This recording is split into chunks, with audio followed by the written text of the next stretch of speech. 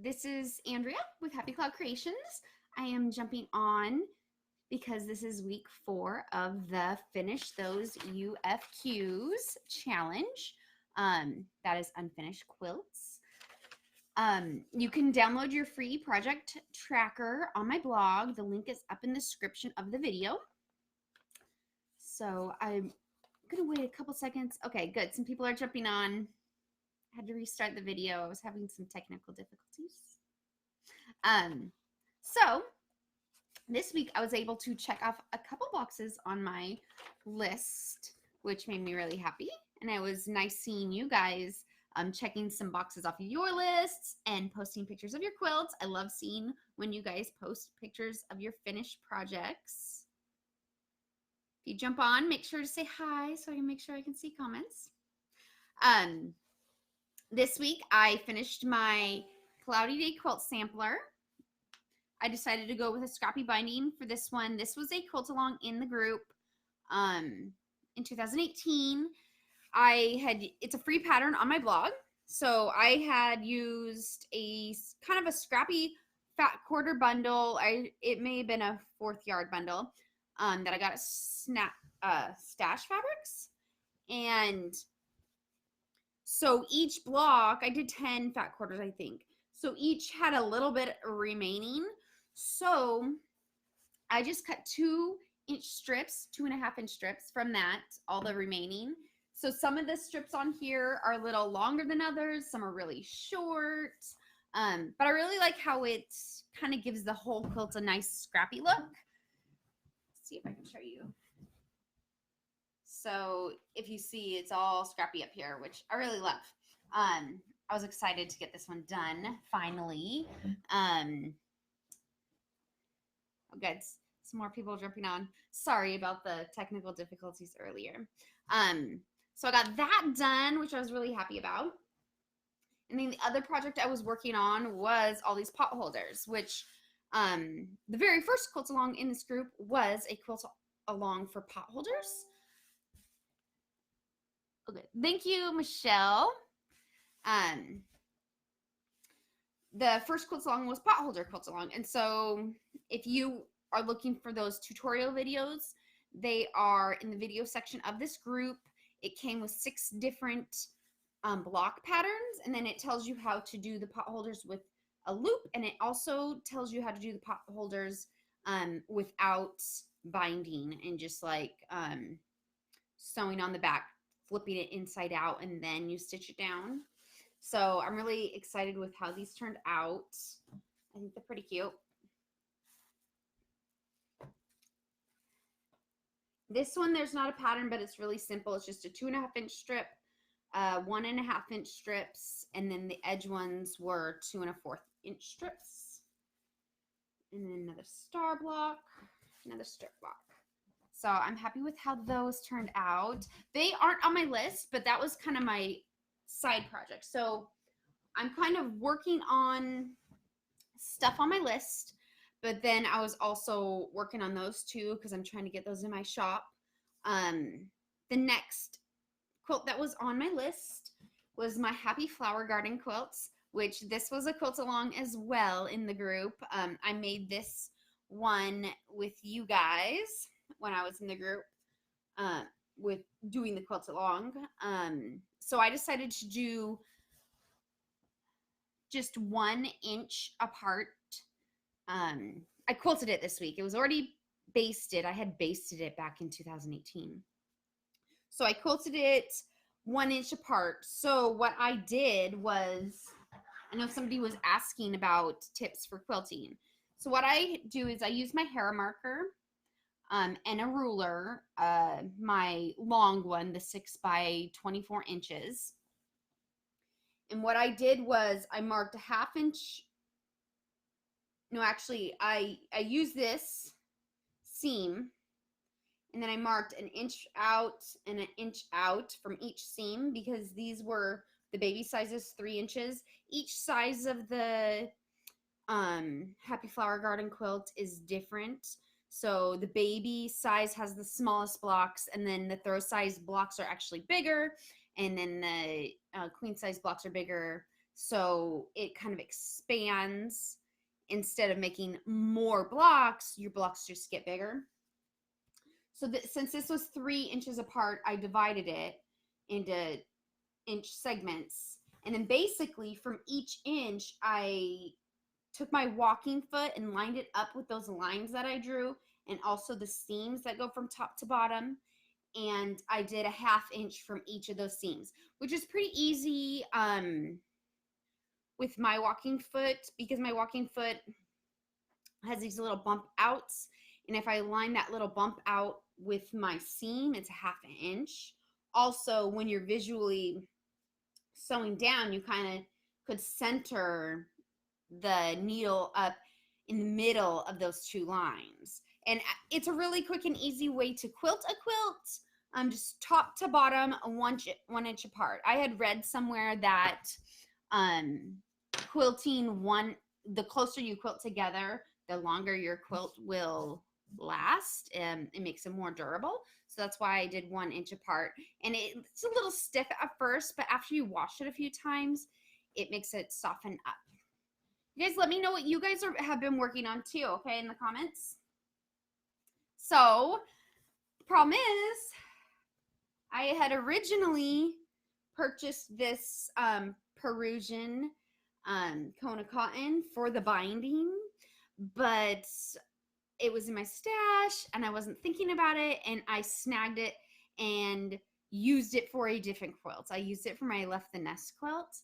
So I don't have any binding. So I ordered some on, I think it was Tuesday, and it should be arriving here tomorrow. So hopefully I can cut up binding strips tomorrow and start doing the binding on this one. And then I'll get that one marked off too. I'm so excited. Like, these have been just sitting in a pile in my family room. That's where my sewing area is, in my family room. You know, since 2008, a whole year, year and a half. So it feels good to get these done. Michelle, I got sidetracked. Been making some pillowcases this week.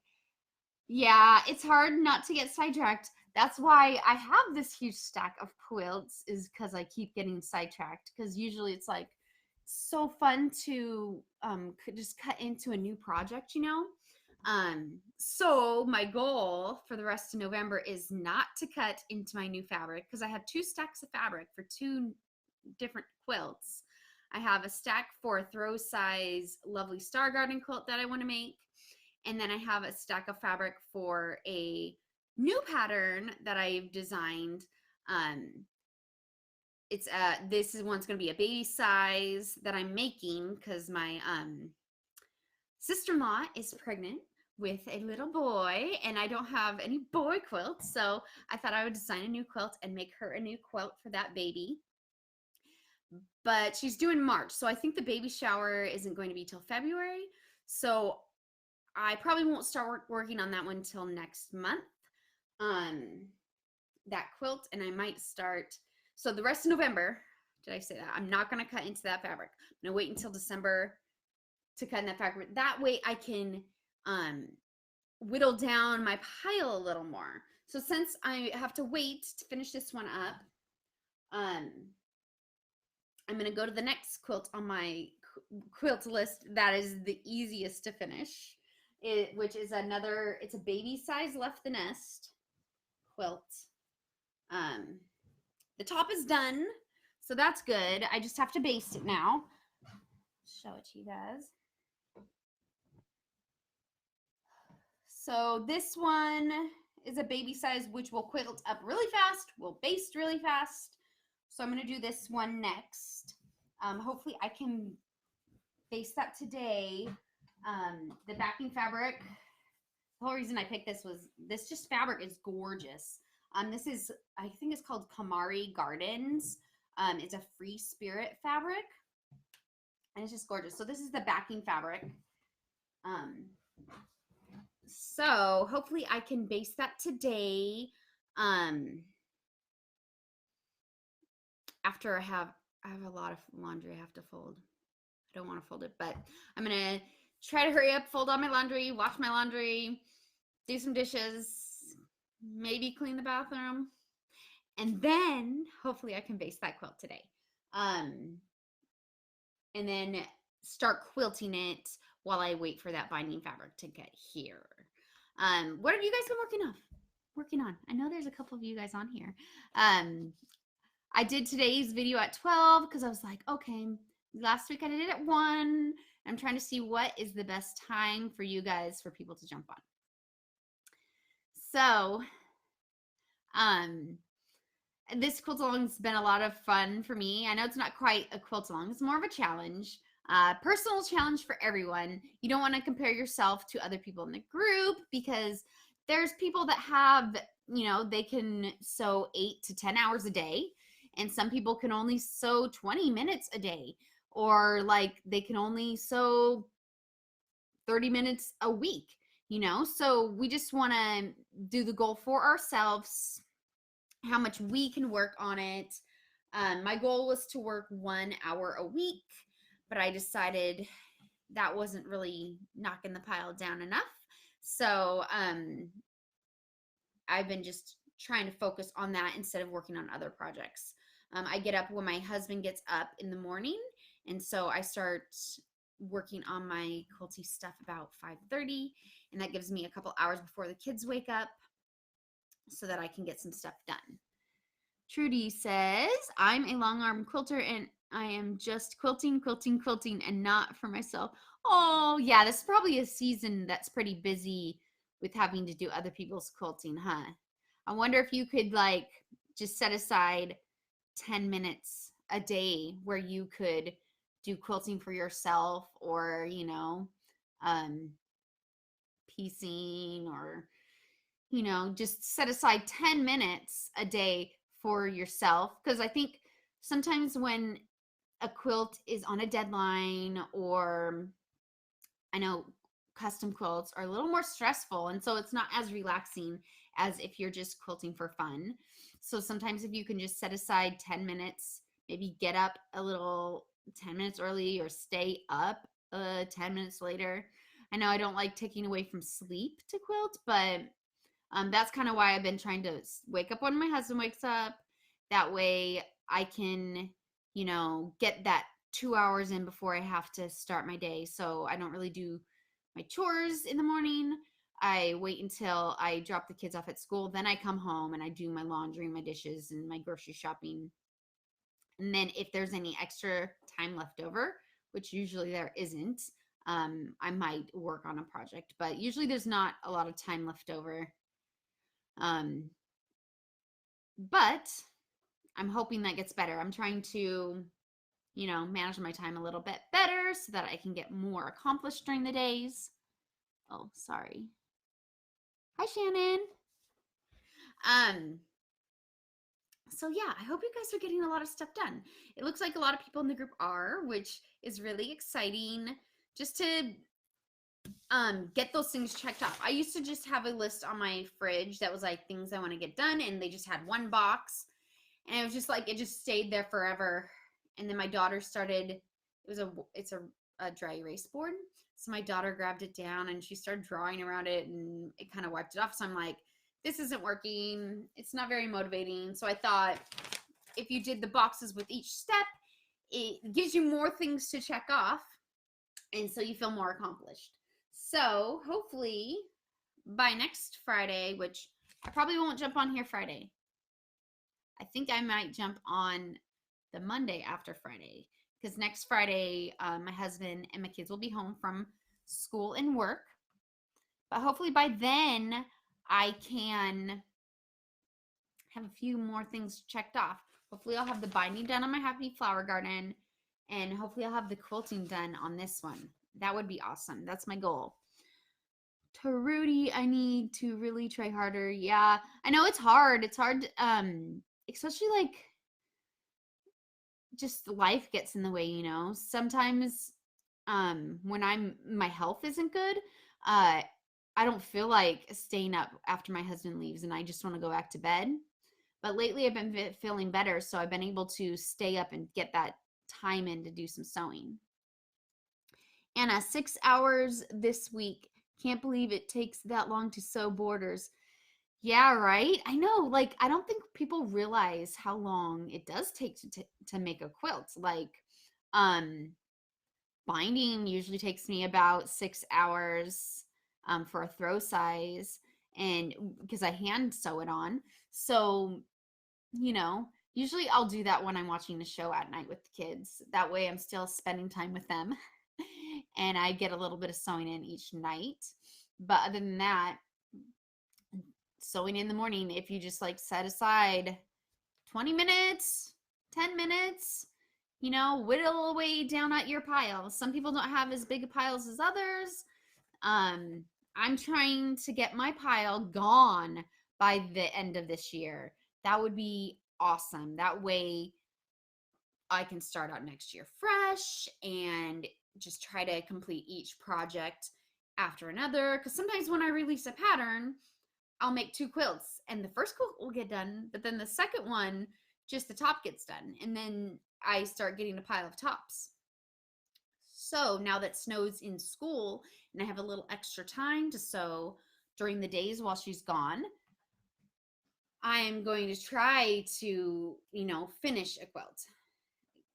Finish the whole thing instead of saying, "Oh, I got the top, I'm going to throw it in the pile." So that's my goal for next year, is to not like just keep throwing tops in a pile. Finish them completely. So I hope you guys are having a great time, great week. I think that's about it for this week. So my goals this week are binding and basting and quilting my baby left the nest. Babies quilts are so much easier because they're so much smaller, you know. So hopefully I can get those both done by next week. And I will be back on here to chat with you guys probably Monday the 2nd. Monday the 2nd, probably. No, not the 2nd. Monday. I don't know what day Monday is. Today's yeah, Monday the 2nd. That's right. Um, so I will jump back on there here Monday the 2nd to say hi and see what you guys have been up to.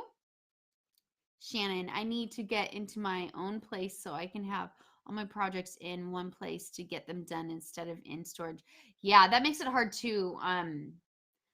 I kind of have a little space in my family room that I have a desk and some totes. So I've been leaving my projects on the ironing board because even though I quilt out on my dining room table, I can't just leave it on the dining room table. That's where we eat.